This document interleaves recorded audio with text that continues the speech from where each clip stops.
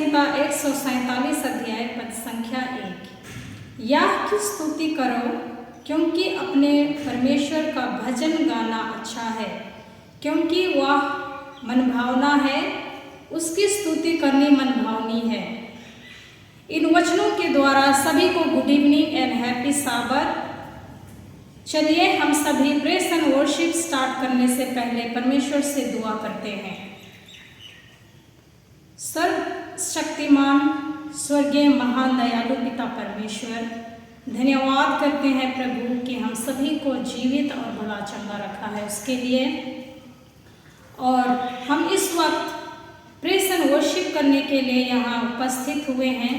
हम सभी के ऊपर आशीष दे, ताकि हम अपने गानों के द्वारा आपकी महिमा करने पाए।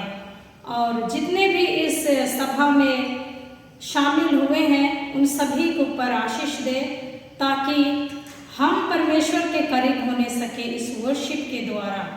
ये छोटी प्रार्थना शुरू करने से पहले हमारे उद्धारकर्ता यीशु मसीह के नाम से प्रार्थना करते हैं। सुन और स्वर्गराज में ग्रहण कर।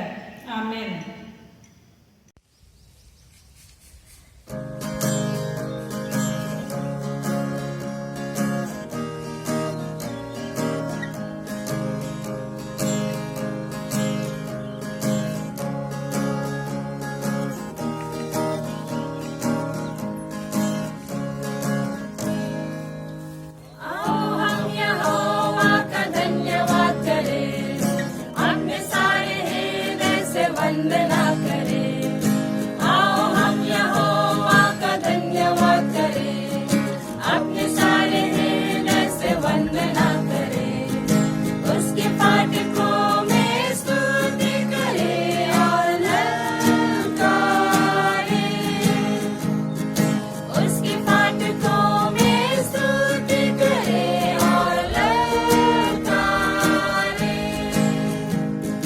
आओ हम यहोवा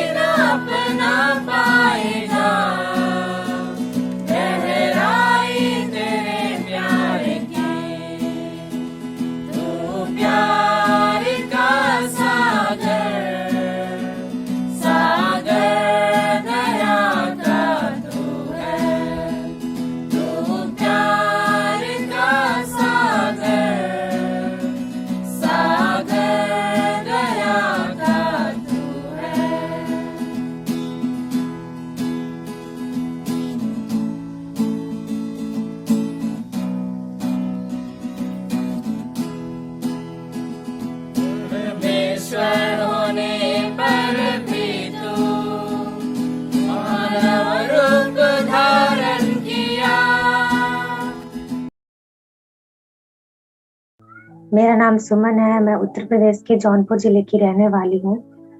वैसे बात है आज के 7 महीना पहले की, और उस समय मैं बहुत बीमार थी। 2015 में मेरी जांच हुई थी, तो उस समय मुझे टीबी निकला था और टीबी की दवा मुझे चल रही थी, लेकिन मुझे कोई आराम नहीं हो रहा था और टीबी से फिर मुझे एमडीआर टीबी हो गया था और उस दौरान मुझे खून की बहुत ज़्यादा उल्टियाँ होती थी। मेरी तबीयत दिन पे दिन और ज़्यादा बिगड़ती जा रही थी। मेरा वज़न उसमें 25 केजी हो गया था। मेरे घर वाले बहुत ही ज़्यादा इस बात से परेशान थे। उन सभी को लग रहा था कि मैं अब बचूँगी नहीं, मैं मर जाऊँगी, और सभी लोग मेरे लिए दुआ भी कर रहे थे क्योंकि हम लोग संडे कलीसिया में जाते थे वहाँ पे। लेकिन फिर भी मुझे कोई आराम नहीं हो रहा था और उस समय मेरा फेफड़ा एक पूरा ख़त्म हो चुका था और दूसरे में भी दाग लग चुका था, और ऐसे करके दिन गुज़रते रहे धीरे-धीरे। और 2015 से लेके मुझे 2020 तक नवंबर तक मुझे कंटिन्यू दवा चलती रही, और ऐसे में मैं धीरे-धीरे ठीक हुई। और फिर 2020 के बाद फिर भी मुझे परमेश्वर की सच्चाई नहीं पता थी। मैं संडे कलीसिया में जाती थी, और जब 2021 आया मई में, तो उस समय मुझे किसी ने बताया सच्ची कलीसिया के बारे में, एडवेंटिस्ट चर्च के बारे में। फिर उन्होंने मुझे आईडी दी, फिर मैं उस आईडी पे जुड़ने लगी। फिर उसमें मुझे जुड़ने पे बहुत ही अच्छा लगता था क्योंकि वहाँ का प्रार्थना जिस तरीके से होता था और मुझे बहुत अच्छा लगता था। फिर एक दिन शनिवार को बताया गया कि शनिवार को मीटिंग चलती दिल्ली वाली, और उसमें आप सभी लोग जुड़ा करिए। फिर मैं उसमें जुड़ने लगी। उसमें रॉबिन सर के द्वारा सिखाया जा रहा था प्रार्थना के बारे में, और मैंने उसमें वो सीखा। और सुबह में भी मीटिंग चलती थी रॉबिन सर की, उसमें भी मैं जुड़ने लगी और मैंने सबत की सच्चाई को जाना क्योंकि मैंने सबत के बारे में कभी नहीं सुना था। और मैं संडे कलीसिया में इतना दिन से जाती थी, लेकिन किसी ने कभी मुझे सबत के बारे में नहीं बताया और मैंने कभी सुना भी नहीं, ना मैंने कभी इस चीज़ को पढ़ा था। जब मैं रॉबिन सर के मीटिंग में ऐड होने लगी, तो उसमें मैंने सबत की सच्चाई को जाना और किस तरीके से शनिवार का दिन जो सबत का दिन है उसको रविवार में कैसे बदल दिया गया, मैंने वो चीज़ें सीखी। और रॉबिन सर के द्वारा प्रार्थना के बारे में हम लोग को बता रहे थे कि प्रार्थना हमें कैसे करनी चाहिए, और हमारा लिवाज के बारे में और बाइबल पढ़ने के बारे में, ये सारी चीज़ें वो उनके द्वारा हमने सीखी। और इसमें जुड़ने के दौरान हम आत्मिक रीति से और भी ज़्यादा मैं बढ़ती गई। फिर एक दिन मीटिंग के दौरान बताया गया कि मेकर हिल सेमिनार के बारे में, और उसमें भी मैं जुड़ने लगी। और उसमें बताया जा रहा था जल उपवास और फल उपवास के बारे में, जो कि वीरेंद्र अरोड़ा जी के द्वारा चलाया जा रहा था, जिनकी मैं नाना जी कहती हूँ। और मैंने शुरू किया जल उपवास और फल उपवास, और उसके दौरान मुझे बहुत चंगाई मिली, और जो भी मेरी समस्याएं थी वो उल्टी की समस्या धीरे धीरे रुक गई, और जो पेट दर्द था, मेरा लीवर खराब रहता था, वो समस्याएं धीरे धीरे करके मेरी ख़त्म होते चली गई, और मैं उसको कंटिन्यू करते गई 2-3 बार करके। और आज मुझे 6 महीने हो गए हैं और मैंने एक भी दवा नहीं खाई, एक भी टैबलेट नहीं लिया, और तब से लेके अब तक मैं बिल्कुल अच्छी हूँ, बिल्कुल स्वस्थ हूँ। और जब मैंने डॉक्टर के पास जाके चेकअप करवाया, तो डॉक्टर ने मेरी रिपोर्ट देखे और मेरी बातों को सुन करके वो हैरान हो गए। उन्होंने कहा कि ऐसे कैसे हो सकता है, क्योंकि आपने इतने साल दवा खाई, और जो लोग इस चीज़ की दवा खाते हैं वो लोग इतना जल्दी दवा को नहीं छोड़ते। अब तक मैंने कोई भी दवा नहीं ली, कुछ भी नहीं। पहले मेरे घर वाले इस बात के खिलाफ थे कि जो मैं सुबह शाम मीटिंग में जुड़ती थी प्रार्थना सभा में, मेरी मम्मी बोलती थी कि सुबह शाम काम का समय है और हम लोग संडे कलीसिया में जाते हैं, तो फिर इसमें जुड़ने की क्या ज़रूरत है। लेकिन मैंने उन सभी को बताया सबत की सच्चाई के बारे में कि कैसे हम लोग इस चीज़ को बदल दिया गया, सबत की सच्चाई को संडे कलीसिया में बदल दिया गया, और हम लोग ना जानने की वजह से हम लोग उसमें जाते हैं और परमेश्वर की आज्ञा का हम लोग उल्लंघन करते हैं। और ऐसे करके मैंने अपने घर में सभी को बताया, और जब मुझे आत्मिक रीति से और शारीरिक रीति से भी चंगाई मिली और मैं आगे बढ़ती गई, तो मेरे घर में मेरी मम्मी और मेरे भाई बहन सभी लोग इस बात के लिए फिर सहमत हुए, और वो सभी लोग अब मुझे नहीं बोलते हैं और सुबह शाम मुझे समय देते हैं प्रार्थना में जुड़ने के लिए। और अब प्रभु ने मेरे जीवन में और भी कार्य किया है कि मेरी बहन भी अब प्रार्थना में जुड़ने लगी है और मेरे साथ प्रार्थना में बैठती है, और मैं परमेश्वर को धन्यवाद देना चाहती हूँ कि प्रभु ने इस रीति से मुझे चुना और अब मेरे परिवार को भी वो धीरे-धीरे करके इसमें ला रहे हैं कि वो लोग भी परमेश्वर की सच्चाई को जाने। जिस सच्चाई से हम लोग अभी तक अनजान थे, वो सच्चाई हम सभी के बीच में पहुंची है और परमेश्वर हम लोग को और आगे बढ़ाते जा रहे हैं। इसके लिए मैं धन्यवाद करती हूँ।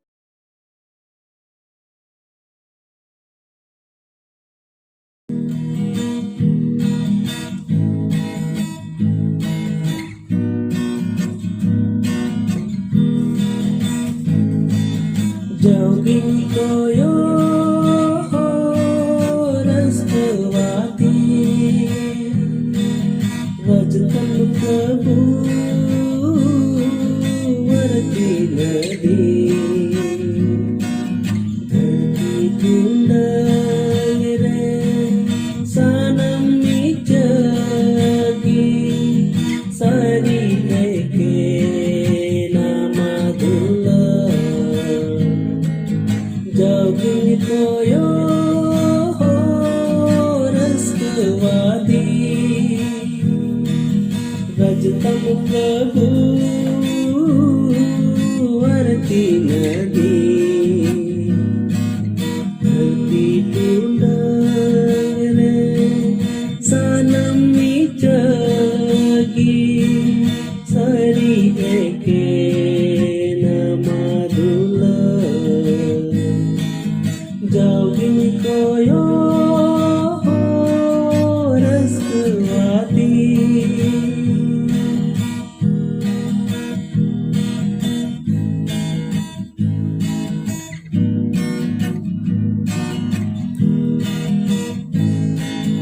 bicara din do se tera kana sontorote devun nahai dia bicara din do se tera kana sontorote devun lahai dia raskadahar racun banua ardu banua dukar dandi jogging koyo raswati wajtan prabhu warti nadi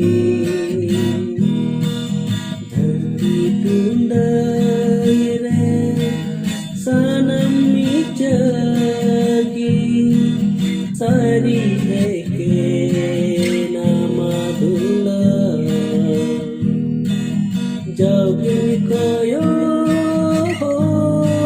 raswati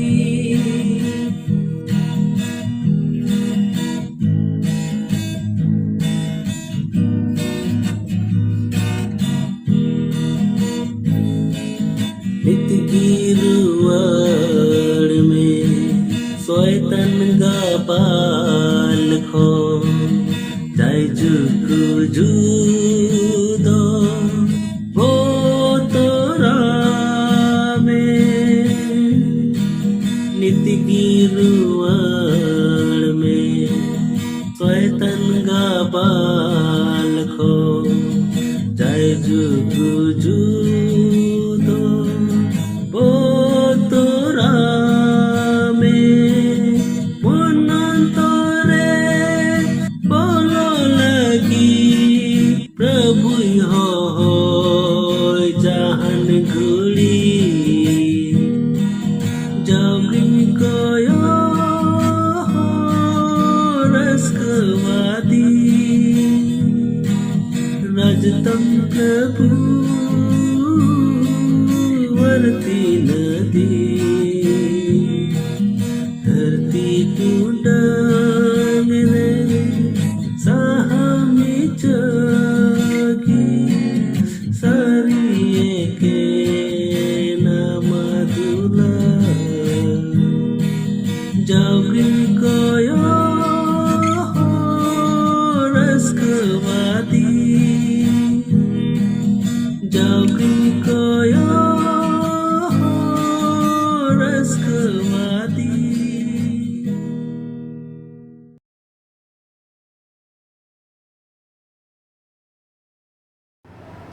आप सबको मेरी ओर से यीशु सहाय। परमेश्वर का धन्यवाद हो ये मौका के लिए कि मैं आप सबके बीच में होकर इस वर्चुअल माध्यम से परमेश्वर का संदेश दे सकता हूँ। हमारे प्रभु यीशु मसीह की ओर से आप सबको बहुतायत से अनुग्रह और शांति मिलती रहे। इससे पहले कि हम आगे बढ़ें और आज का वचन पे जाएं, आइए हम प्रार्थना करते हैं। हे हमारे पिता, तू जो स्वर्ग में है, हम तुझे धन्यवाद देते हैं तेरे आशीषों के लिए और ये मौका के लिए कि हम पवित्र शास्त्र खोल करके अध्ययन कर सकते हैं। इस वक्त जब हम अध्ययन करते हैं तो मेरे साथ खास करके हो, तो मुझे पवित्र आत्मा से भर दे और जितने भी श्रोतागण हैं, जितने कोई भी इस वीडियो को देखेंगे, उन सबको तो पवित्र आत्मा से भर दे। मदद कर ताकि जो भी मैं बोलूँ वह मेरी ओर से नहीं पर तेरी ओर से हो और ये हमारे आत्मिक उन्नति का कारण बने। धन्यवाद देते हैं हमारे प्रार्थनाओं को सुनने के लिए और हम प्रार्थना करते पिता कि तो शैतान और उसके दूतों को दूर कर ताकि अध्ययन करने वक्त कोई रुकावट ना हो। इस विनती को यीशु मसीह के नाम से मांगता हूँ, आमीन। अगर आपके पास बाइबल है तो मैं चाहता हूँ कि आप अपने बाइबल खोलें और हम रोमियों के पत्रिका उसका 15 अध्याय उसका हम 15 आयत को पढ़ेंगे। रोमी 15 का 15 यहाँ पर इस प्रकार लिखा हुआ है और ये पौलुस प्रेरित के वचन है। वह लिखते हैं, तो भी मैंने कहीं कहीं याद दिलाने के लिए तुम्हें जो बहुत साहस करके लिखा, यह उस अनुग्रह के कारण हुआ जो परमेश्वर ने मुझे दिया। यहाँ पर पौलुस लिखते हैं, ये रोमियों के कलीसिया को वो लिख रहे हैं और वह कहते हैं कि तो भी मैंने कहीं कहीं याद दिलाने के लिए तुम्हें जो बहुत साहस करके लिखा।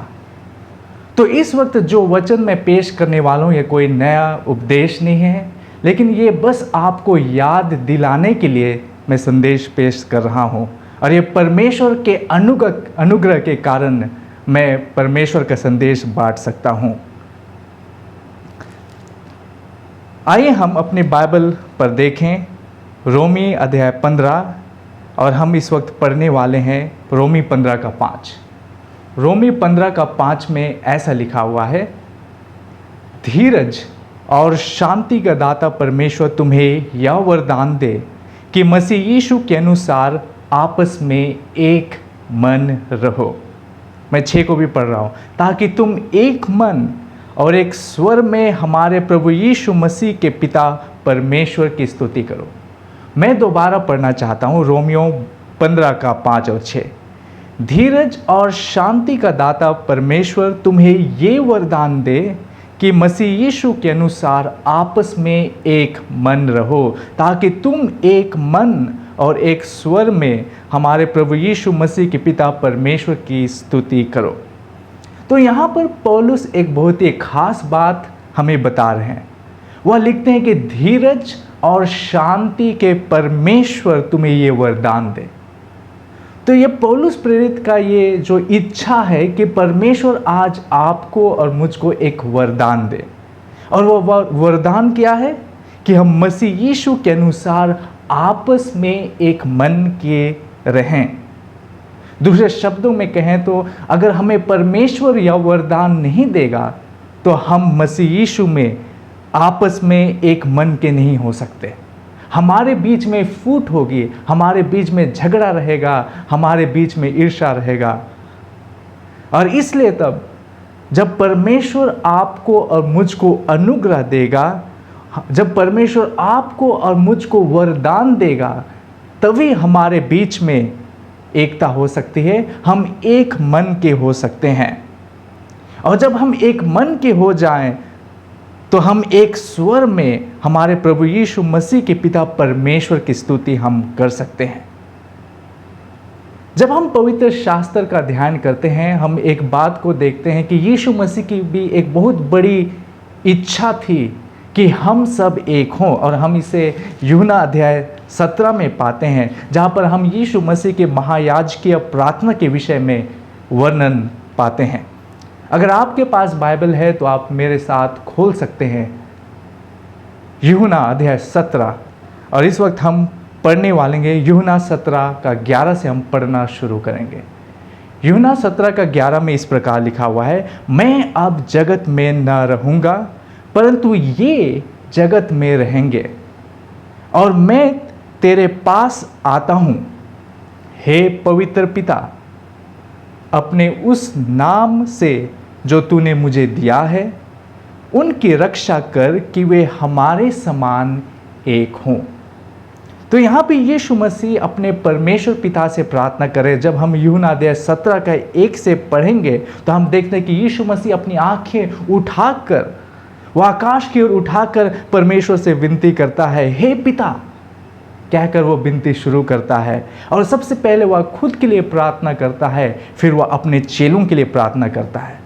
यूहन्ना अध्याय 17 का 1 से लेकर 5 जब हम पढ़ेंगे तो हम देखते हैं कि यीशु मसीह खुद के लिए प्रार्थना करता है, और फिर हम यूहन्ना अध्याय 17 का 6 से लेकर पढ़ना शुरू करेंगे तो हम देखते हैं कि यीशु मसीह अपने चेलों के लिए प्रार्थना करता है। और 11वें आयत में हम देखते हैं कि यीशु मसीह कहता है, मैं अब जगत में न रहूँगा परंतु ये यानी कि उसके चेले जगत में रहेंगे।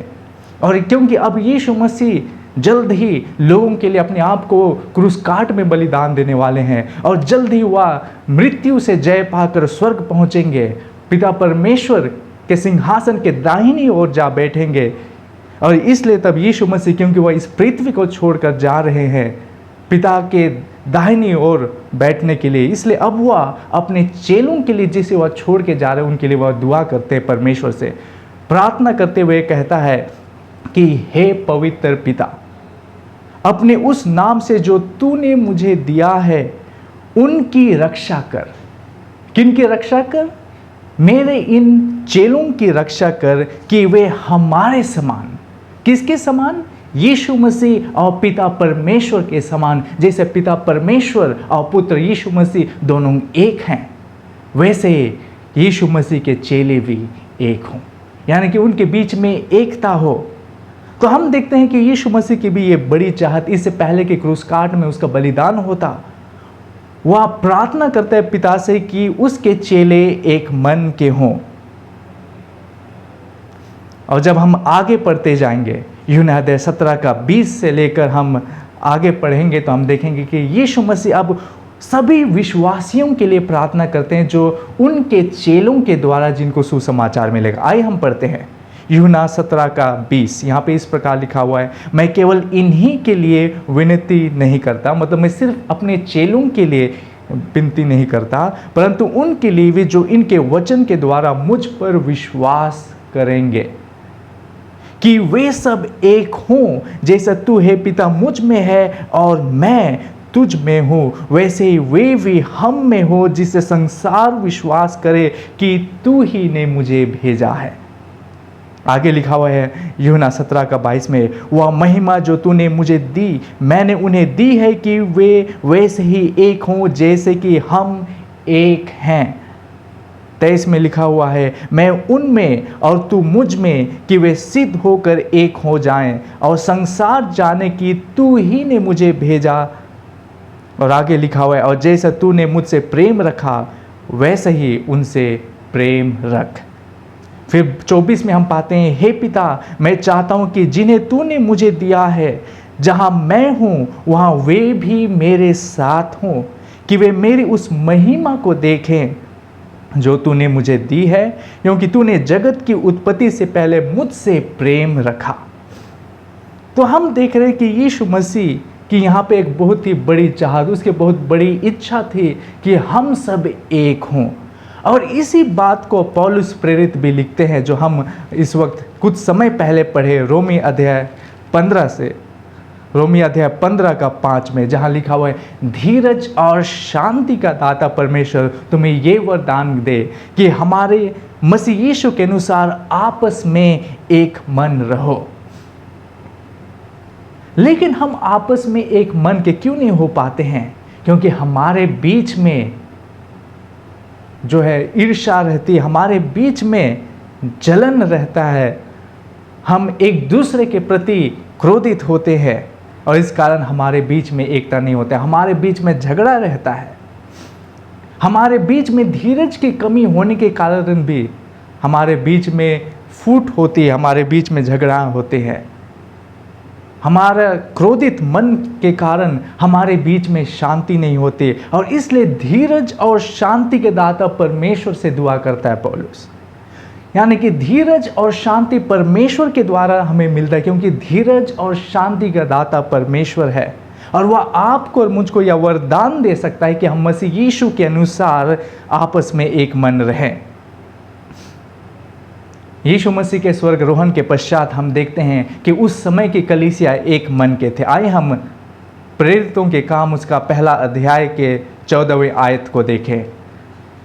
प्रेरितों के काम अध्याय 1 उसका 14 पद, एक्ट्स चैप्टर 1 वर्स 14।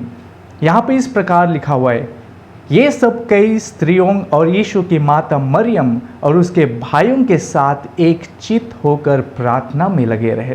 तो हम देख रहे हैं कि यहाँ पे कई स्त्रियां हैं, यीशु की माता मरियम है और उसके भाई हैं और ये सब एक चित होकर, एक मन होकर प्रार्थना में लगे हुए हैं। आइए हम पहला कुरिन्थी 1:10 को भी देखें।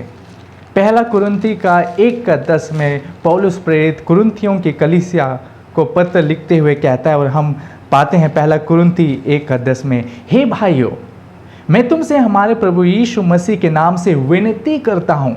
यहाँ पे पौलुस निवेदन कर रहा है, एक रिक्वेस्ट कर रहा है अपने मसीह भाइयों का, और वह कहता है कि तुम सब एक ही बात कहो और तुम में फूट ना हो, परंतु एक ही मन और एक ही मत होकर मिले रहो।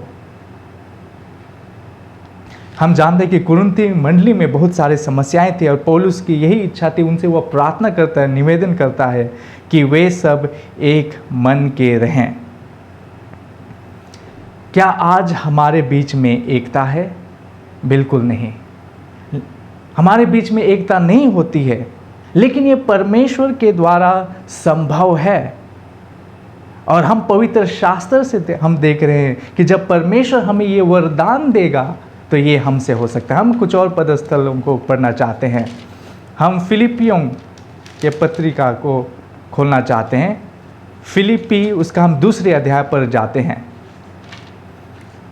हम फिलिपी उसका दूसरे अध्याय को इस वक्त पढ़ेंगे। फिलिपी 2:1 में इस प्रकार लिखा हुआ है, अतः यदि मसीह में कुछ शांति और प्रेम से ढाढ़स और आत्मा की सहभागिता और कुछ करुणा और दया है, तो मेरा यह आनंद पूरा करो कि एक मन रहो और एक ही प्रेम, एक ही चित्त और एक ही मनसा रखो। आगे क्या लिखा हुआ है पौलुस, क्या लिखते हैं? फिलिपियों 2:3, विरोध या झूठी बड़ाई के लिए कुछ ना करो, पर दीनता से एक दूसरे को अपने से अच्छा समझो। यहाँ पे बहुत ही ध्यान देने वाली बात और बहुत ही विशेष बात पौलुस लिखते हैं। वहाँ कहते हैं कि अपने को जो है दूसरों से कम समझो। फिलिपी 2:3 में लिखा हुआ है, दीनता से एक दूसरे को अपने से अच्छा समझो। और आगे क्या लिखा हुआ, हर एक अपनी ही हित की नहीं वरन दूसरों की हित की भी चिंता करे। हमें खुद के बारे सिर्फ नहीं परंतु औरों के बारे में सोचना है। और जब हम औरों के बारे में, औरों की भलाई, उनकी उन्नति के बारे में सोचते हैं तो हम चाहेंगे कि हम उनसे मिलनसार भी हों। फिलिपी 2:5 में लिखा हुआ है, जैसे मसीह यीशु का स्वभाव था वैसे ही तुम्हारा भी स्वभाव हो, जिसने परमेश्वर के स्वरूप में होकर भी परमेश्वर के तुल्य होने को अपने वश में रखने की वस्तु ना समझा, वरन अपने आप को ऐसा शून्य कर दिया और दास का स्वरूप धारण किया और मनुष्य की समानता में हो गया। आगे लिखा हुआ है, मनुष्य के रूप में प्रकट होकर अपने आप को दीन किया। यहाँ पे खास बात, ध्यान देने वाली बात, मसीह यीशु अपने आप को दीन करता है और वो परमेश्वर होते हुए भी अपने आप को परमेश्वर के तुल्य होने को अपने वश में नहीं समझता है, परंतु वह मनुष्य के रूप में आता है। वह अपने आप को ऐसा शून्य कर दिया। हमें आज दीन होने की ज़रूरत है। जब कोई हमारे विरोध में अत्याचार करते हैं, जब कोई हमसे बुरा बर्ताव करते हैं, तो हमें उसके प्रति दीनता से व्यवहार करना चाहिए। और ये तभी हो सकता है जब हम परमेश्वर से दुआ करेंगे और यह वरदान मांगेंगे कि हम उनसे मिलनसार हो सके। क्योंकि हम ये प्रैक्टिकली जानते हैं, स्वाभाविक रूप से हम जानते हैं कि मनुष्य हमारे बीच में एकता होना आसान नहीं है। जब कोई मुझसे बुरा बर्ताव करता है तो मैं उसे पसंद नहीं करूंगा, लेकिन जब परमेश्वर से मैं अपने पूरे दिल से दुआ करूंगा और ये वरदान मांगूंगा कि हम एक मन के हो, यदि हम कुछ भी परमेश्वर की इच्छा अनुसार मांगते हैं तो वह हमें देता है। और जब हम उससे ये वरदान मांगते हैं कि हमारे बीच एकता हो, हम एक मन के हो, तो परमेश्वर जरूर हमारी ये इच्छा को पूरे करेगा, क्योंकि जो हम मांग रहे हैं वह परमेश्वर की इच्छा के अनुसार है। और हम जानते हैं, मैं आपके लिए एक पदस्थल पढ़ना चाहता हूँ। पहला यूहन्ना 5:14 में लिखा हुआ है, और हमें उसके सामने जो हियाव यानी कि जो हिम्मत, जो बोलने से होता है, वह यह है कि यदि हम उसकी इच्छा के अनुसार, किसकी इच्छा के अनुसार? परमेश्वर की इच्छा के अनुसार कुछ मांगते हैं तो वह हमारी सुनता है। तो जब भी हम परमेश्वर की इच्छा के अनुसार कुछ भी मांगते हैं तो परमेश्वर सुनता है। और परमेश्वर की इच्छा है कि हम सब एक मन के हो। और जब हम उससे दुआ करते हैं, उसे वरदान मांगते हैं, जैसे कि हमने देखा रोमी 15:5 में, जहां पौलुस खुद परमेश्वर से प्रार्थना करता है, धीरज और शांति के दाता परमेश्वर से प्रार्थना करता है। उसका एक दुआ है कि हमें ये वरदान मिले कि हम एक हो। हम भी जब परमेश्वर से ऐसा वरदान मांगते हैं, परमेश्वर हमारे प्रार्थनाओं को सुनता है।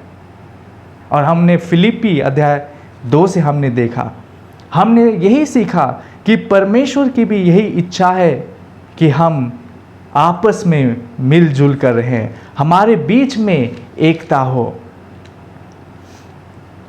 लेकिन बात यहाँ पर होती है, जब हम कलीसिया की बात करते हैं, जब हम चर्च की बात करते हैं, चर्च के विश्वासियों के बीच में एकता होना ये ज़रूरी है। लेकिन हमारे परिवार में भी एकता होना एक बहुत ही ज़रूरी है, क्योंकि जब हम खुद अपने घर में एकता कायम नहीं कर सकते हैं, जहाँ पर कम लोग हैं, तो बड़े ग्रुप में ये भी हमारे लिए मुश्किल है। और इसलिए तब जब हम पवित्र शास्त्र का अध्ययन करते हैं, हम यही सीखते हैं कि हमें एक दूसरे के अधीन होने के लिए हमें सिखाया जाता है। बहुत सारे पदस्थल हैं जहाँ हमें सिखाया जाता है कि हमें एक दूसरे को सहना है, हमें एक दूसरे की आत्मिक उन्नति के लिए मदद करना है। मैं एक पदस्थल पढ़ना चाहता हूँ, गलती 6:1 में इस प्रकार लिखा हुआ है, हे भाइयों, यदि कोई मनुष्य किसी अपराध में पकड़ा भी जाए तो तुम जो आत्मिक हो नम्रता के साथ ऐसे को संभालो और अपनी भी चौकसी रखो कि तुम भी परीक्षा में ना पड़ो। हमें एक दूसरे को समझाने की आवश्यकता है। और एक पदस्थल पढ़ना चाहता हूँ, रोमी 14:17, क्योंकि परमेश्वर का राज्य खाना पीना नहीं परंतु धर्म और मेल मिलाप और वह आनंद है जो पवित्र आत्मा से होता है। परमेश्वर का राज्य क्या है? धर्म, मेल मिलाप और वह आनंद है जो पवित्र आत्मा से होता है। पवित्र आत्मा जो खुद परमेश्वर है, इसके वरदान से हमारे बीच में एकता हो सकता है। मैं और कुछ पदस्थल पढ़ना चाहता हूँ।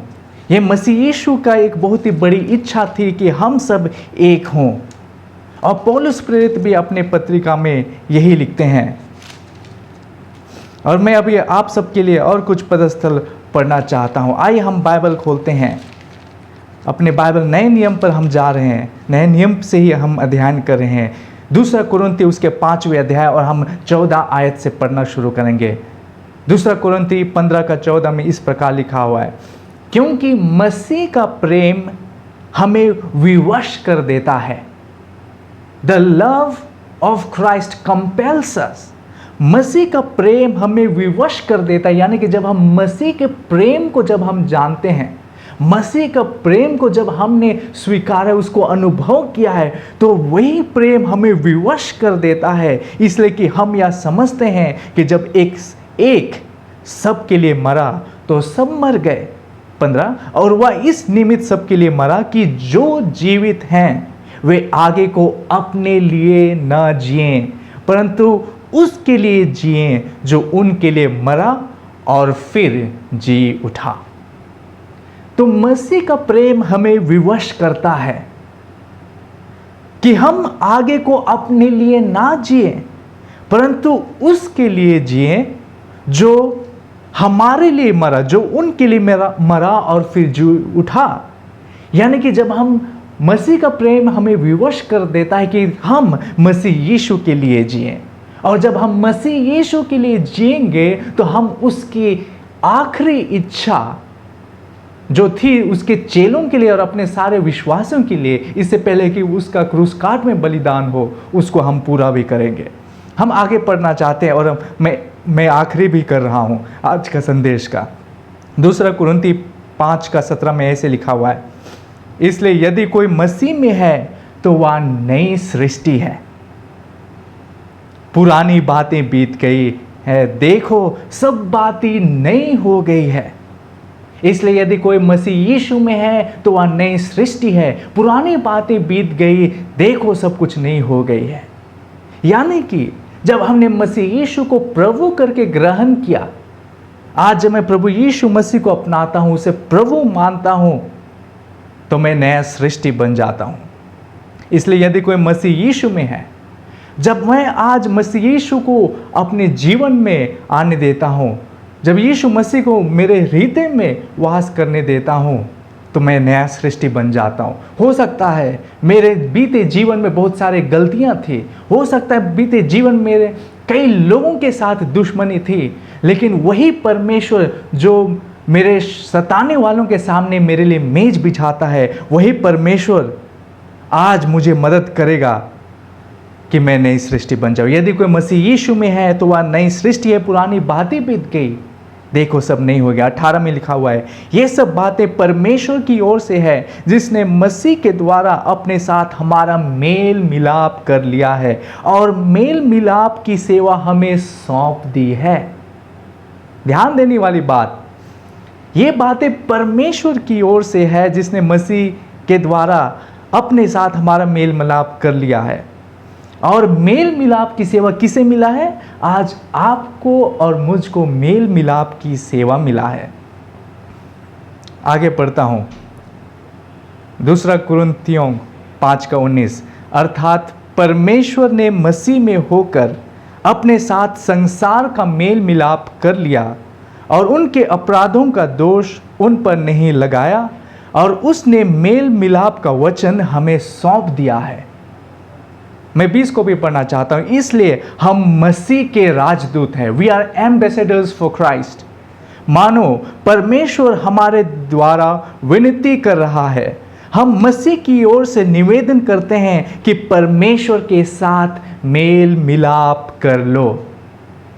यहाँ पे हमें परमेश्वर के साथ मेल मिलाप करने के लिए कहा जा रहा है, और हमें मेल मिलाप की सेवा, मेल मिलाप का एक रेस्पॉन्सिबिलिटी हमें सौंपा जा रहा है। तो जब हम परमेश्वर के साथ मेल मिलाप करते हैं, उसके प्रेम का अनुभव करते हैं, परमेश्वर का प्रेम को जानते हुए ये हमें विवश कर देती है कि हम आगे को अपने लिए नहीं जिए, परंतु मसीह यीशु के लिए जिए। और यही प्रेम हमें मदद करता है कि हम अपने ही नहीं वरन औरों के बारे में सोचे, जैसे यीशु मसीह खुद के लिए नहीं वरन औरों के बारे में सोचा। और हम फिलिप्पी अध्याय 2 के जो वहाँ पे वचन जो लिखे गए हैं कि हमें मसीह यीशु की तरह होना है, उस वचन को हम पूरा करते हैं। जब हम परमेश्वर का प्रेम को अनुभव करते हैं, वह हमें विवश कर देता है। जब हम परमेश्वर से एक संबंध बनाते हैं और उससे अपने दिल से दुआ करते हैं और वरदान मांगते हैं कि वह हमें मदद करे कि हम मेल मिलाप से रहें, परमेश्वर हमारे प्रार्थनाओं को सुनता है। मेरे आपसे यही निवेदन, यही दुआ है, आइए हम सब मिलकर परमेश्वर से पूरे दिल से यही दुआ करें कि वह हमें ये वरदान दे कि हम मसीह यीशु के अनुसार आपस में एक मन के रहें। और यीशु मसीह ने भी स्वर्ग जाने से पहले जब वह चेलों के साथ था, उन्हें भी यीशु मसीह खुद एक नई आज्ञा दिया। और हम इसे अच्छी तरह से जानते हैं। यूहन्ना अध्याय 13 का 34 और 35 में पाते हैं, मैं तुम्हें एक नई आज्ञा देता हूं कि एक दूसरे से प्रेम रखो। जैसा मैंने तुमसे प्रेम रखा है वैसे तुम भी एक दूसरे से प्रेम रखो। यदि आपस में प्रेम रखोगे तो इसी से सब जानेंगे कि तुम मेरे चेले हो। जब हम आपस में प्रेम रखते हैं तो सब लोग जानते हैं कि हम मसीह यीशु के चेले हैं। जब हम आपस में प्रेम रखते हैं, हमारे बीच में मेल मिलाप भी होती है और हम परमेश्वर की यीशु मसीह की इच्छा को पूरी करते हैं। और ये सब परमेश्वर के वरदान हमें मिलने से ही होता है।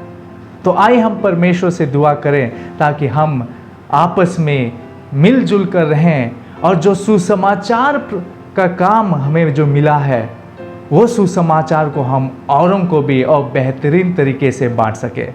आइए हम प्रार्थना करते हैं। हे हमारे पिता, हम तुझे धन्यवाद देते हैं तेरे वचन के लिए जो तूने हमें दिया है। मदद कर ताकि हमारे बीच में जो कुछ भी आपस में जो गड़बड़ी रहती है, जो फूट रहता है, जो झगड़ाएं होती है, इन सब को तू मिटा डाल। तो हमें ये वरदान दे कि हम आपस में एक मन के हों। तो हमें मदद कर ताकि हम तेरी इच्छा को पूरी कर सके और हमें तेरे राज के लिए तैयार कर। इस विनती को यीशु मसीह के नाम से मांगते हैं, आमीन।